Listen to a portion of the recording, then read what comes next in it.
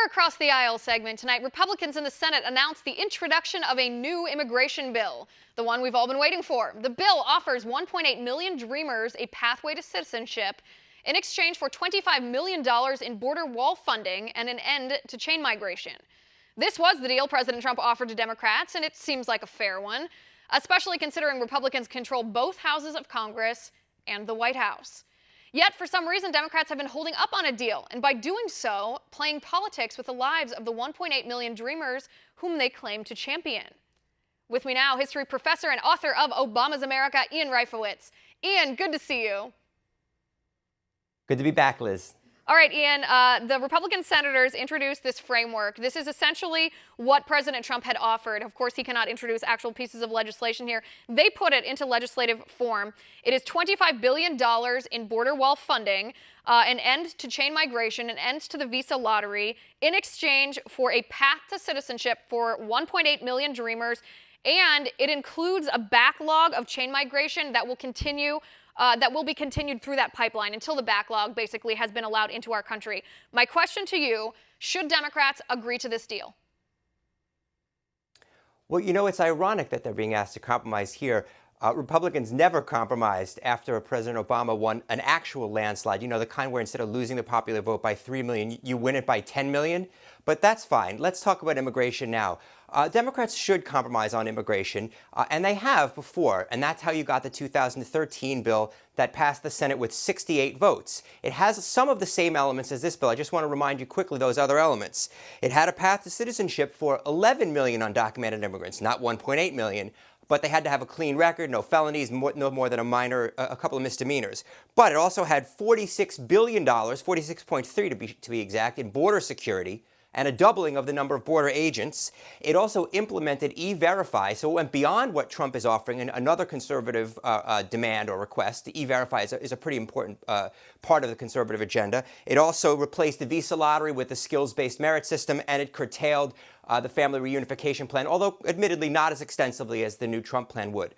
So I would argue that that's a real compromise. The plan that Trump has offered is far to the right of that compromise plan. So the question is, where is somewhere in the middle that they can meet? Now, I would argue Democrats should make some kind of offer to respond, because the Trump plan does have an important concession in terms of the path to legalization for the Dreamers. I would suggest either Democrats go smaller and say DACA for the wall straight up, or they go bigger and they say, we will take all the elements of the Trump plan, but we want the 11 million 11 million immigrants covered by the 2013 plan. So either a smaller plan or a larger plan, I think, would be a real compromise, a fair compromise down the middle. Okay, then let me ask you, I got a little bit distracted remembering that Democrats did not include Republicans at all in their crafting of the Obamacare legislation. But just to be clear here, so our viewers aren't confused, are Dreamers worth the wall? I mean, yes or no? Should Democrats accept that exchange, the funding for the wall for legalization and citizenship, actually, for Dreamers?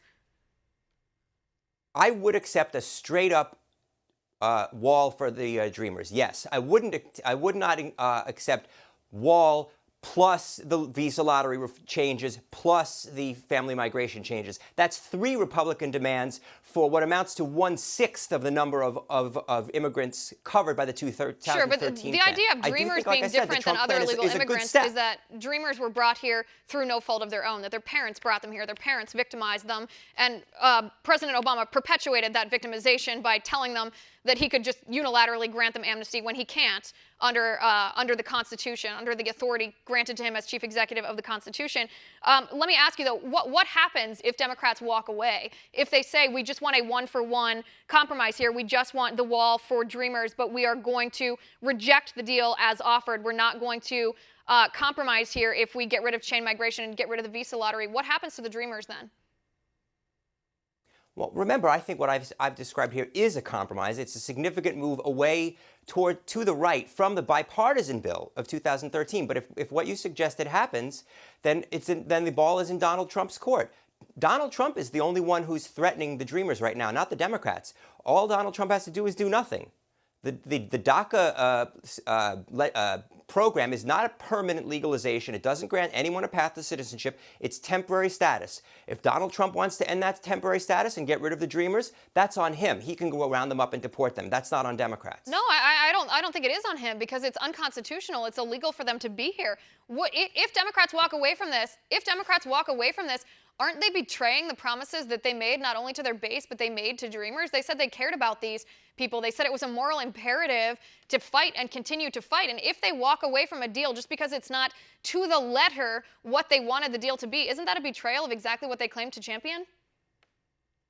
Donald Trump also says he's championed the Dreamers. A. B. A court found recently that DACA was not unconstitutional. Donald Trump has the authority to end DACA, but he is not required to do so. The plan is not unconstitutional at all. Okay, that's a really important thing. So Donald Trump has said he loves the Dreamers. He's used the word love. Okay, it's up to him. If he can't come to a position that is reasonable and down the middle, then it's up to him whether he's going to end the Dreamer status unilaterally. You know better than this. Putting our policy differences aside for a second, we both believe in the Constitution. We both believe in the structure of our government. We know that the president, even if we want him to be able to unilaterally, I guess, dictate something that we agree with, that it's not a safe thing to do because then a president of another party comes in and he could dictate that something that we don't agree with. That's why we have the balance of powers. That's why we have enumerated powers. That's why the president doesn't have the unilateral authority to bestow citizenship on certain demographics of people. That's why it's Congress's job to do this. That's why Donald Trump has kicked this back to Congress,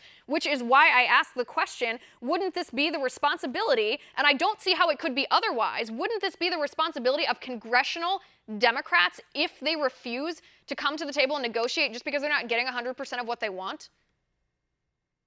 First of all, just about everything you said there is exactly right. The president cannot grant citizenship on his own.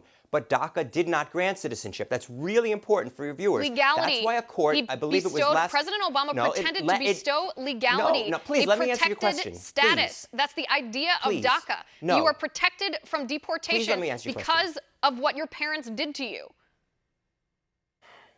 The court found last month that it was not unconstitutional. DACA is a constitutionally sound program. It is up to the president whether to continue it or not. That's what the court found, not what Liz Wheeler said or what Ian Reifowitz said. That's what the court found. Quote me the Constitution. Okay, Quote really me the part important. in the Constitution that makes DACA constitutional. I don't have the Constitution memorized. I can't do you, but I can tell you that it happened, that the court said it was. That's why it still exists today. The court explicitly ruled that last month. You know that. You read the same news reports I do. It's in the public record. It's a decision from the court. So now let's talk about what DACA does and doesn't do. You know it doesn't that court grant citizenship decisions are at not all. 100% foolproof, that especially when they come from the Ninth Circuit Court, they are overturned something like 70% of the time upon appeal. That is not the be-all and the end-all. I'm just saying, liberals can't name, you can't name exactly why this would be constitutional. Even President Obama insinuated that it wasn't going to be a permanent solution because he didn't think it would be held up in the courts, just like the DAPA program was not.